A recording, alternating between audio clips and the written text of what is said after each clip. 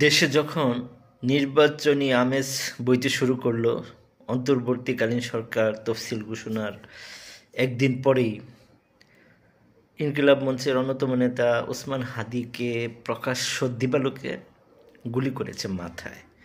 কিন্তু কেন, কারা করলো? নিশ্চয়ই তদন্তের মধ্য দিয়ে বের হয়ে আসবে আসল কালপ্রিটের চেহারা। তবে ফ্যাসিস্ট আওয়ামী লীগ এই দেশটাকে অস্থিতিশীল করার জন্য বিভিন্ন ধরনের প্রপাগান্ডা ছড়াচ্ছে, হুমকি দিয়ে যাচ্ছে। তারা এদেশে একটি সুষ্ঠু অবাধ নির্বাচন হতে দিবে না, এটা তাদের অঙ্গীকার। বিভিন্ন নেতাকর্মীরা বলতে চাচ্ছে সেটাই।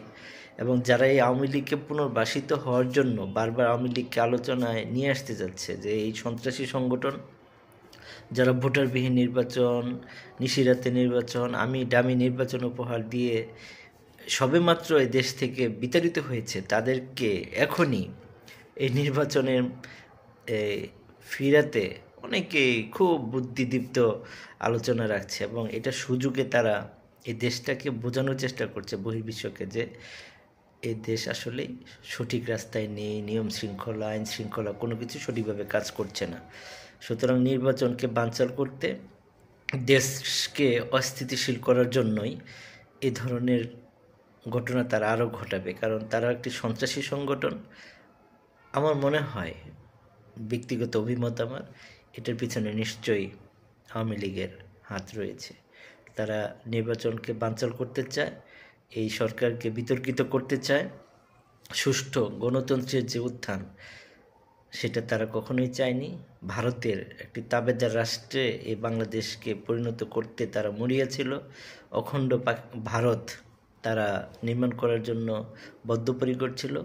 তা না হলে ফ্যাসিস্ট আওয়ামী লীগ কেন, আওয়ামী লীগের এতগুলো নেতাকর্মী কেন ভারতেই মাতৃ আদরে সেখানে অবস্থান করছে? নিশ্চয়ই এতে বোঝা যায় যে একমাত্র ভারতই একটা রাষ্ট্র যে বাংলাদেশকে অগণতান্ত্রিকভাবে পরিচালিত হওয়ার জন্য সহযোগিতা করছে, এবং তারা সামনে যে গণতন্ত্রের শুভযাত্রা শুরু হয়েছে, এই নির্বাচনের মধ্য দিয়ে এদেশের মানুষ যাদের 15-16 বছরের ভোটাধিকার প্রয়োগ করার সুযোগ পাবে, সেটাকে নস্যাৎ করতে, দ্বন্দ্ব সৃষ্টি করতে এ ধরনের ঘটনা তারা ঘটাতে পারে। সরকারকে, দেশের জনগণকে আরও সতর্ক দৃষ্টি রাখতে হবে, আইন শৃঙ্খলা বাহিনীকে আরও সতর্ক দৃষ্টি রাখতে হবে, যেন এ ধরনের অনাকাঙ্ক্ষিত কোনো ঘটনার মধ্যে দিয়ে বাংলাদেশ অস্থিতিশীল হয়ে না পড়ে। আমরা সবাই যার যার জায়গা থেকে হাদির জন্য দোয়া করবো, আল্লাহ যেন তাকে সুস্থভাবে ফিরিয়ে